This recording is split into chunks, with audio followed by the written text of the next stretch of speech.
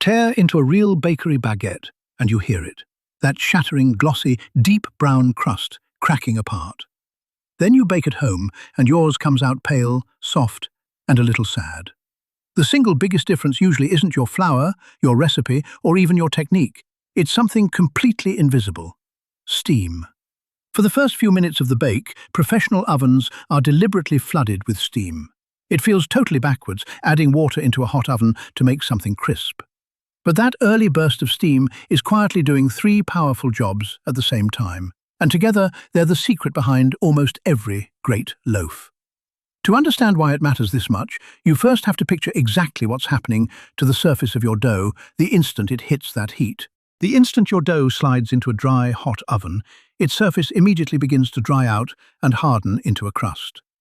That sounds fine, except for one big problem. Your loaf is still desperately trying to expand. It's full of gas, the yeast is making one last push, and everything inside wants to grow. If that crust sets too early, it becomes a rigid shell, and the gas expanding underneath either tears it apart in ugly random cracks or simply hits a wall and stops rising altogether. This is where steam completely changes the game. By keeping the surface moist, soft and flexible, it delays the crust from setting, and it hands the loaf those crucial extra minutes to spring upward and outward before the shell finally hardens.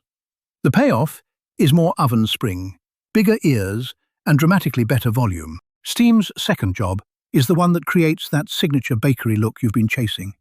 The water actually gelatinizes the starches sitting right on the surface of the dough, turning them into a thin, glossy gel. Then, as that starchy layer slowly dries out over the final minutes of the bake, it sets into a smooth, almost glass-like skin. That skin is what browns so deeply and what shatters the moment your teeth break through it. Skip the steam entirely and you get the opposite, a dull, matte, slightly leathery crust that just bends instead of cracking. But add steam at the start and you unlock that unmistakable bakery shine, along with the crackle that's so loud you can genuinely hear it from across the room.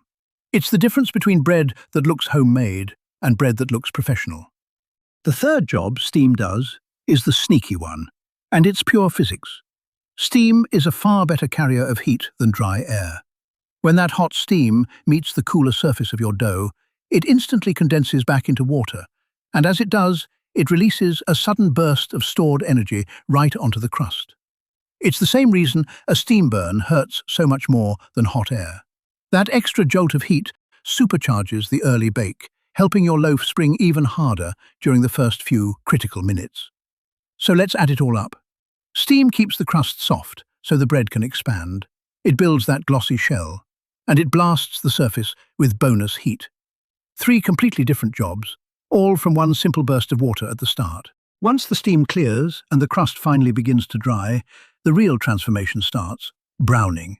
This is the famous Maillard reaction, where sugars and proteins react together in the heat to create hundreds of brand new flavor compounds and that gorgeous, deep mahogany color.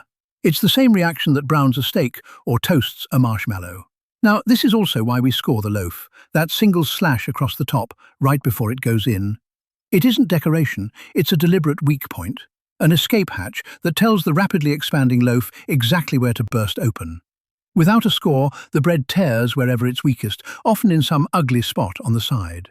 With a confident score, it blooms open into a clean, dramatic ear, exactly where you placed it. But here's the crucial catch that trips up so many home bakers. Steam is only your friend at the very beginning. You want it for roughly the first 10 to 15 minutes while the loaf is still actively springing and expanding. After that window closes, you need to get rid of the steam completely. Because a bone-dry oven for the second half of the bake is the only thing that lets the crust finally dry out, set hard, and brown into that signature crackly shell. If you leave the steam in for the whole bake, you'll pull out a loaf that's pale, soft, and disappointingly rubbery on the outside. So remember the golden rule of crust: wet for the first half and dry for the second. And the best part is, you really don't need a fancy professional oven for any of this. The single easiest trick at home is to bake your loaf inside a preheated Dutch oven, a heavy pot with a lid. The lid traps the dough's own escaping moisture, creating a tiny, perfect steam chamber wrapped right around your bread. Just keep the lid on for the first half of the bake, then take it off for the second. No Dutch oven? No problem. Preheat an empty metal tray on the bottom rack, and the moment you load your bread, carefully pour boiling water onto that screaming hot tray to unleash a cloud of steam. Then pull the tray out halfway through. Different tools, but the principle never changes. Trap moisture early, then dry it all out. Now let's talk about what quietly sabotages your steam. The biggest culprit is curiosity. Every time you crack open that oven door in the first 10 minutes, all of your steam comes rushing out, and it drags a huge amount of heat out with it. So as hard as it is, resist the urge to peak. Another problem is a weak, under-preheated oven. If it isn't blazing hot, it can't generate or hold steam properly, and your crust pays the price. And while too little water gives you too little effect, you can also overdo it.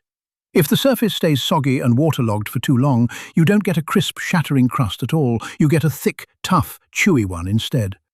Like most things in baking, it's all about balance. So that pale, soft, slightly sad crust you keep pulling out of the oven, it was honestly never your fault.